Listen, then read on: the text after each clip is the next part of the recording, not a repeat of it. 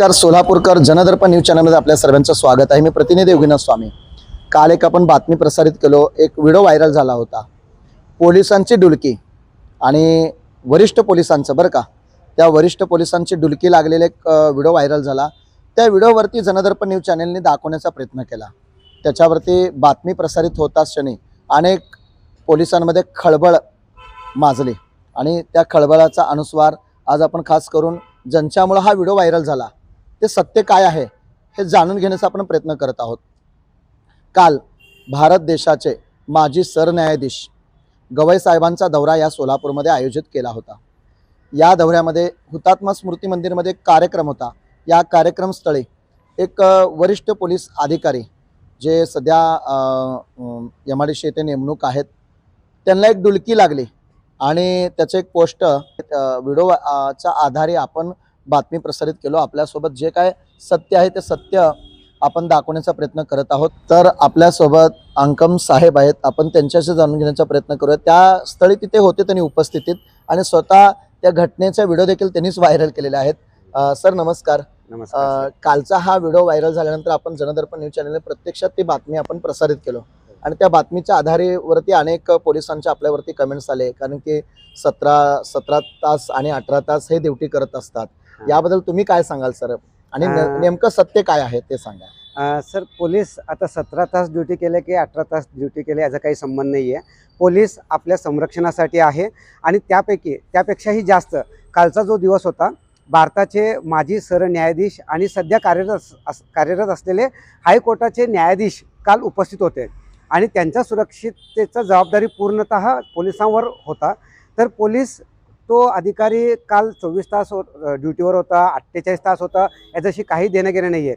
जर खरोखरच तो त्या वरिष्ठ अधिकारी ज्यांनी त्यांना नेमणूक केलेली आहे त्यांना जर माहीत असेल की हा व्यक्ती ऑलरेडी 17-18 तास ड्युटी केलेला आहे, तर अशा लोकांना त्या सुरक्षिततेसाठी नेमणूकच करायची गरज नव्हतं, पहिली गोष्ट।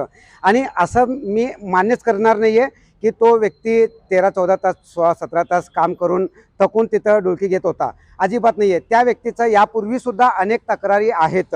त्या व्यक्तीने अनेक तक्रारीमध्ये बनावट कागदपत्र तयार करणे किंवा खोटे साक्ष, खोटे कागदपत्र तयार करणे, त्याशिवाय काहीतरी चुकीचं कारण देऊन प्रकरण दप्तरी दाखल करणे, अशा प्रकारचे कार्य त्या व्यक्तीने केलेलं आहे। प्रत्यक्षात मी बालाजी मस्के यांना कालच बघितलेला आहे। त्याच्या शर्टवर जो लेबल होता त्यावरनं मी ओळखलो की तो बालाजी मस्के आहे आणि ते सहाय्यक पोलीस निरीक्षक असल्याचं काल निदर्शनास आलं आहे। अन्यथा मी त्यांना ओळखतच नाही आहे, म्हणून मी त्यांचं वैयक्तिक काहीतरी घेऊन करणं शक्यच नाही आहे। फक्त त्यांचं नाव आणि डेझिग्नेशन त्यांच्या बिल्ल्यावरनंच लक्षात आलं आणि मी आपल्या कार्यक्रमात माननीय साहेबांच्या भाषण ऐकत मी एक सेल्फी घेत होतो, नेमकं त्यात त्यांनी मध्ये दिसला आणि मग थोडंसं झूम केलं। हा कारण जो सेल्फी घेण्याचा कारण होता त्यावेळेस ते डुलकी लागलेले हे पाहिलात तुम्ही? हां, सेल्फी घेताना माझ्या लक्षात आलं की कोणीतरी मागं डुलकी घेत आहे आणि डुलकीमध्ये मी ते नंतर व्हिडिओ काढला, सेल्फी घेतला, तोपर्यंत मला माहीत नव्हतं की ती व्यक्ती कोण आहे। नंतर मी व्हेरीफाय करण्यासाठी जवळून बघितलं तर ते लक्षात आलं की ते बालाजी मस्के सहाय्यक पोलीस निरीक्षक असल्याचं। सध्या कुठे नेमणूक आहेत ते?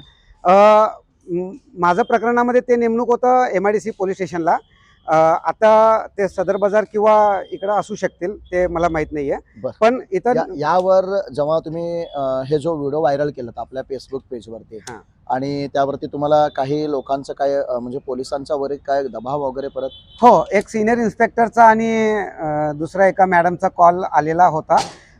आणि अलीकडे पोलीस लोक काय करतात, नागरिकांकडे, पत्रकारांकडे, वकिलाकडे पुरावा मिळू नये, राहू नये म्हणून ते अलीकडे व्हॉट्सअप कॉलचा जास्त वापर करत आहे। तरीसुद्धा व्हॉट्सअपमध्ये सुद्धा फॅसिलिटी आहे, ते कॉल्स ऑटो रेकॉर्ड्स होतात। आपण CCTV कॅमेरा समोर राहून सुद्धा आपण बोलतोय, या सगळ्या गोष्टी रेकॉर्ड्स होतात।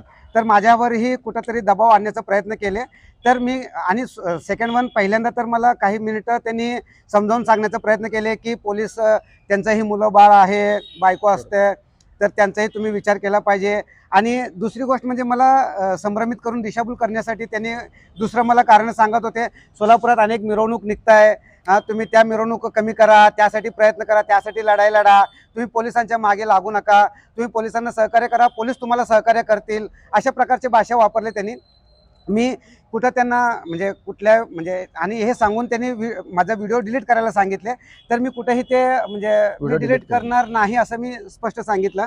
लगेच त्यांनी आपलं पोलीसगिरीचा एक हुकुमशाहीपणा दाखवण्याचा प्रयत्न केले आणि कायदेशीर मी कुठेही तुम्हाला अडकवू शकते ही वाक्य वापरले. लगेच मी म्हटलं, मॅडम विजय अंकम 2021 मध्ये मेलेला आहे, आता मी बोनस लाईफ जगतोय, तुम्ही काही केलं तरी मला काही फरक पडणार नाही आहे आणि मी कायदेशीर मार्गाने चाललेलं आहे. तुम्ही बेकायदेशीर अडकवलं तर 2-4 दिवसासाठी तुम्ही मला अडकवू शकाल, त्यानंतर जेव्हा हे सत्य बाहेर येईल तुम्ही बेकायदेशीर केलेलं कृत्य तुमच्या अंगलट आल्यानंतर मग तुम्हाला त्याची किंमत मोजावी लागेल. तर मग लगेच त्यांनी बदलले आपलं वाक्य.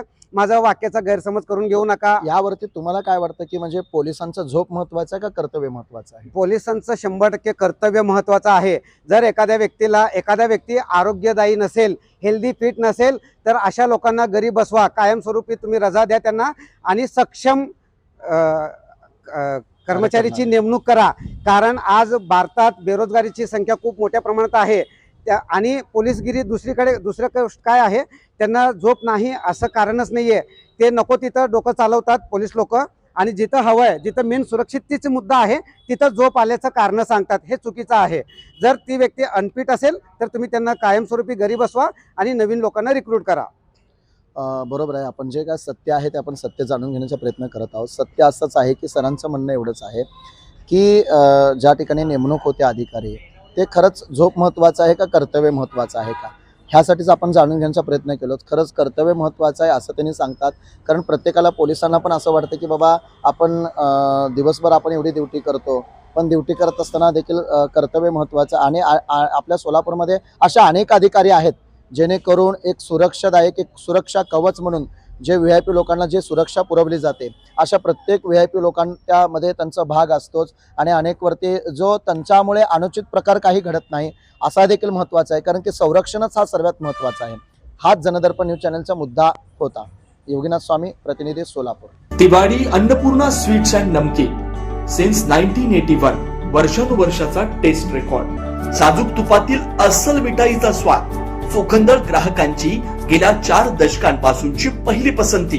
तिवारी अन्नपूर्णा स्वीट्स अँड नमकीन, सोलापूरकरांच्या विश्वासाला पात्र ठरलेले दर्जेदार मिठाई, नमकीन व स्नॅक्स आता सोलापुरात. साजूक तुपातील मिठाई, गुलाबजाम, बालुशाही, मलई म्हैसूर, मलई लाडू, ड्रायफ्रूट व बंगाली मिठाई, काजू कतली, केशर katli, chocolate katli, dry fruit varieties, rasmalai, अंगूर रबडी, स्नॅक्स कचोरी, कोथिंबीर वडी, समोसा, मटर करंजी, नमकीन, मका चिवडा, पोहा चिवडा, स्पेशल पोहा चिवडा, आलू भुजिया, पालक शेव, लसूण शेव, चकली, भाकरवडी, मसाला शेंग. विशेष आकर्षण, चतुर्थीसाठी साजूक तुपातील उकडीचे मोदक उपलब्ध. ऑर्डर स्वीकारल्या जातील. तिवारी अन्नपूर्णा स्वीट्स अँड नमकीन, विश्वास, गुणवत्ता, चव. एकदा चाखाल पुन्हा याल.